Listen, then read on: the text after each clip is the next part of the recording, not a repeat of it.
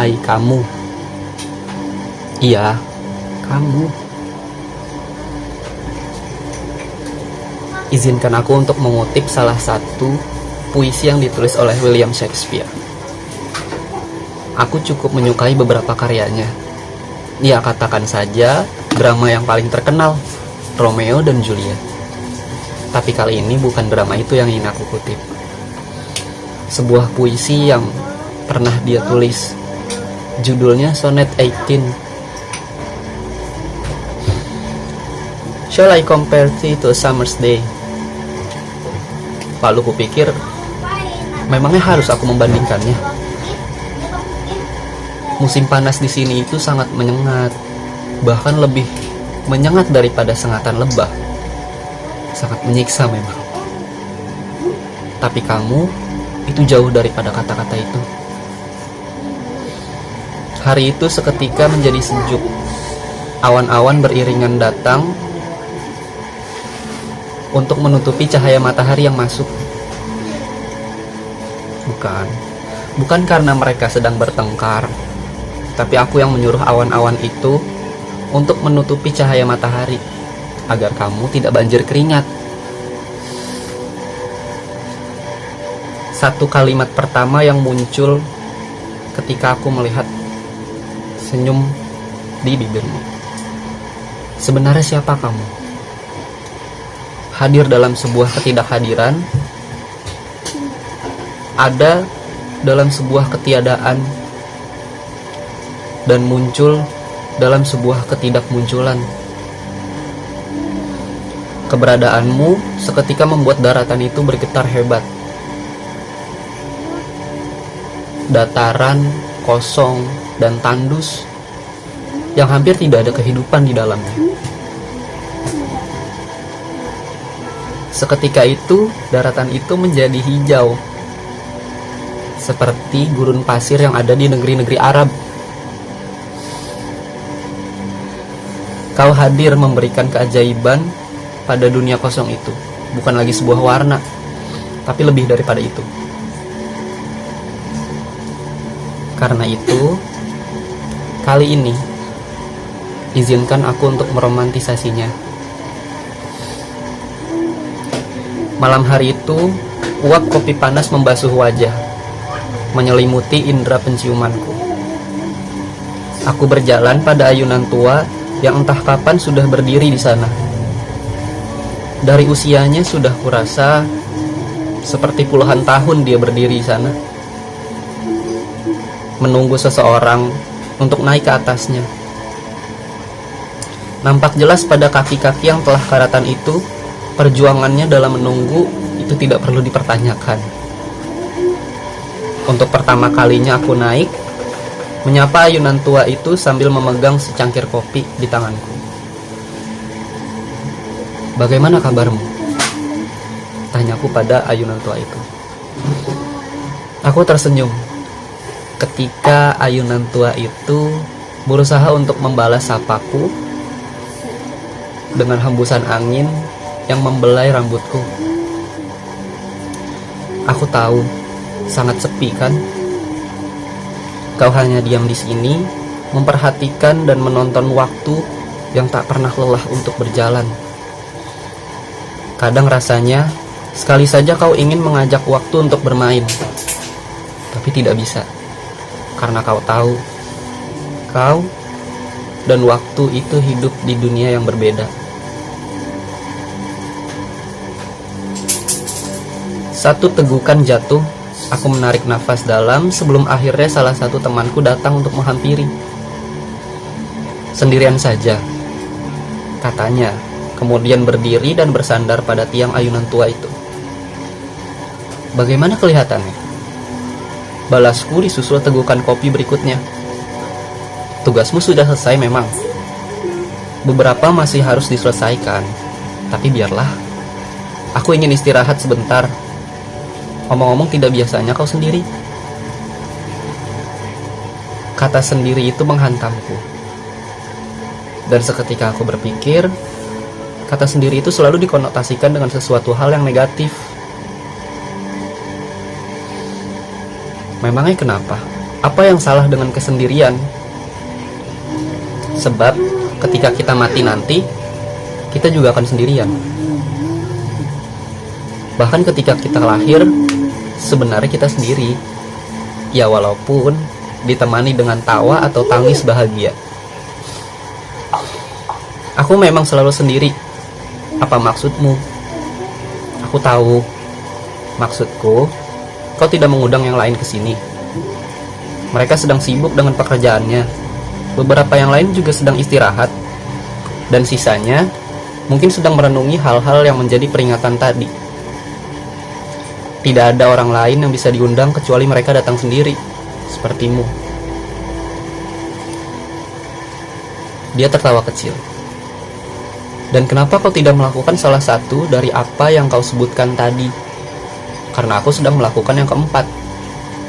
Sungguh? Minum kopi di pagi hari. Maksudku, di awal pagi hari. Lalu tiba-tiba kau datang dan melempari pertanyaan. Dia tertawa lagi, dan sekarang lebih keras sampai giginya itu terlihat jelas. Maaf, bukan bermaksud untuk mengganggumu. Ngomong-ngomong, berapa lama lagi malam ini punya waktu? Tergantung, aku rasa. Jika kau masih ingin di sini, mungkin malam masih cukup panjang. Jenuh, aku ingin pagi cepat datang. Kenapa? Embun pagi di sini cukup bagus, katanya. Setelah itu pergi kembali ke dalam. Embun pagi, mereka tak pernah memilih daun mana yang akan dihinggapinya. Bentuknya sebagai butiran sederhana, bening, memantulkan cahaya murni seolah mata air yang baru saja timbul dari suatu reaksi kimia. Begitupun kamu yang menapakkan kakimu pada tanah tandus itu, memberikan kesejukan pada tiap-tiap rumput yang kau pijak. Kemurnianmu telah memberikan kehidupan pada ruang yang tadinya kosong. Aku menatap embun yang menggantung pada satu helai daun. Aku mengambil kamera ponselku dan memotretnya.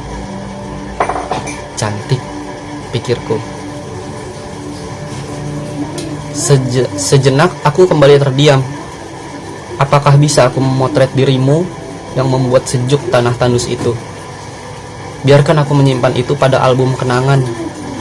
Akan aku ceritakan bagaimana sihirmu mengubah dunia ini ketika para hewan semua berkumpul di pohon besar yang melindungi kami semua. Sementara jari-jariku anggun memetik senar-senar harpa. Tapi mari kita lupakan sejenak perihal pohon besar itu, sebab sesuatu hal yang lebih besar baru saja muncul. Aku pun bertanya, mengapa hal itu datang tiba-tiba? Apa aku yang memanggilnya? Aku rasa tidak, sebab rasanya baru kemarin aku bertengkar dengannya. Namun kali ini dia kembali datang. Sesuatu hal yang sangat besar, bahkan hampir menutupi satu dunia. Saat itu aku selalu mencarimu. Aku berlarian ke sana kemari sebelum sesuatu hal yang besar itu berhasil menelan semuanya. Setidaknya, biarkan aku menyelamatkanmu, agar kamu tidak tenggelam ke dalamnya. Tapi aku terlambat. Sesuatu hal yang besar itu sudah berada di depanmu, dan kamu berdiri tenang di hadapannya. Perlahan kamu mengarahkan tanganmu itu padanya, menyentuhnya, dan mengelusnya dengan lembut. Lagi dan lagi, pertanyaan itu kembali muncul. Siapa kamu? Seolah-olah kamu telah menyihir segalanya. Jika begitu, aku boleh bilang bahwa kamu adalah penyihir. Tapi kata itu terlalu memojokkanmu dalam makna yang negatif, sementara kamu bukan. Bagaimana aku menjelaskan tentang semua keajaiban yang terjadi ini? Tak ada satupun kata yang menurutku tepat untuk mendefinisikan kekuatanmu itu. Waktu itu hari semakin siang. Aku melakukan pekerjaanku seperti biasa dan mencoba kembali fokus pada apa yang sedang aku kerjakan. Namun apa daya, manusia itu lemah. Apalagi manusia sepertiku, tidak mampu menyingkirkan bayangan seseorang yang seperti dewi kehidupan itu. Kamu seolah memanggil, mengisi penuh ruang isi kepalaku, dan sontak aku menerima panggilan itu. Aku segera berlari mencarimu sebelum semuanya terlambat. Sampai akhirnya, aku menemukanmu bersandar pada tubuh seekor rusa yang ukurannya lebih besar darimu. Beberapa burung juga terlihat di sana, mengelilingimu, sambil membawakan benih-benih kacang atau beberapa lainnya, dan membawakan setangkai bunga. Setelah itu angin memulai perannya. Ia mengumpulkan bunga-bunga dan benih-benih kacang itu menjadi satu, hingga membentuk sebuah mahkota. Dan angin sangat cerdas. Dia meletakkan kumpulan-kumpulan bunga dan bijian itu ke atas kepalamu, menjadi sebuah mahkota. Pasti sangat merepotkan ya. Maaf sudah membuat tempatmu menjadi seperti ini, katamu lembut. Tidak perlu minta maaf. Tempat ini memang kosong sejak awal. Kamu tersenyum, dan aku terkesima. 1 detik yang kembali memperluas kawasan kosong ini menjadi padang rumput yang membentang, teduh, dan syahdu. Bagaimana caramu melakukan itu?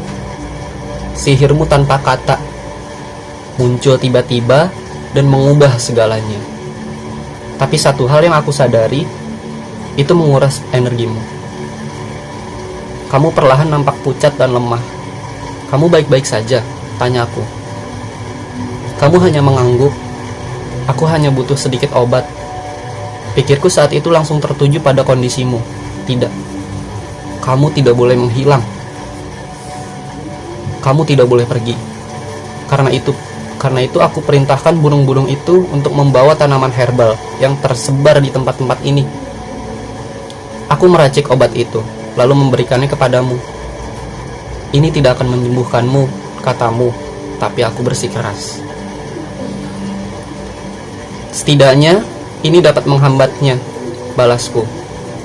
Kau menengguk obat itu perlahan-lahan dari wajahmu.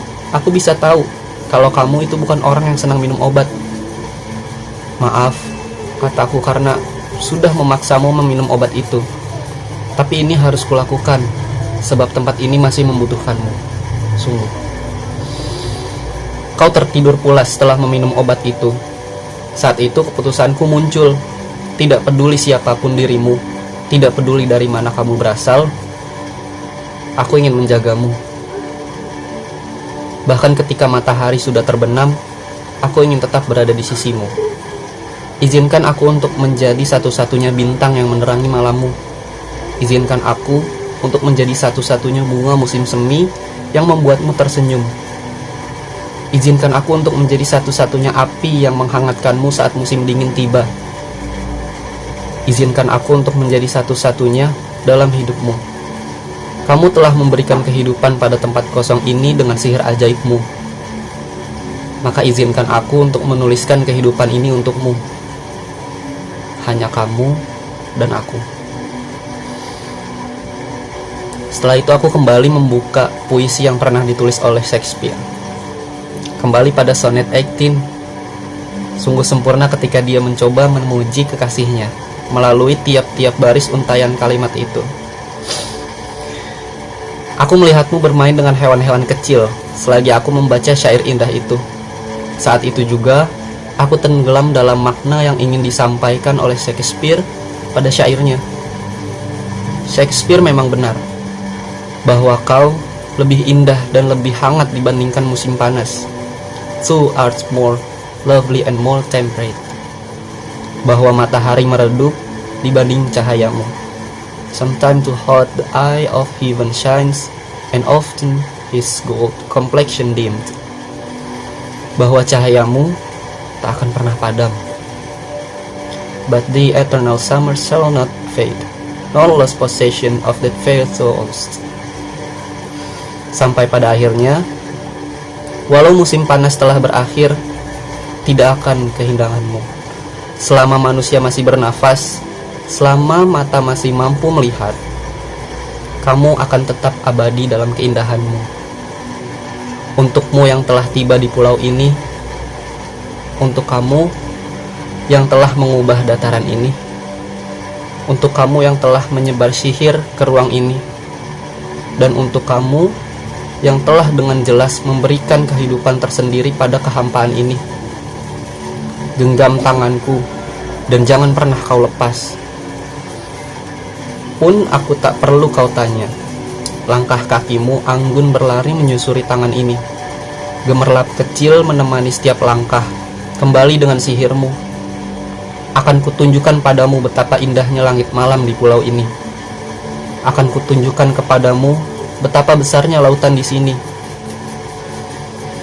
Bahkan jika kau kuajak untuk menelusurinya, itu tidak akan pernah cukup. Tenggelam di dalamnya, namun tak akan ada rasa sesak. Bersamamu, aku, kamu, dan kita menggandeng ruang dan waktu bersama hingga hari tua menjelang.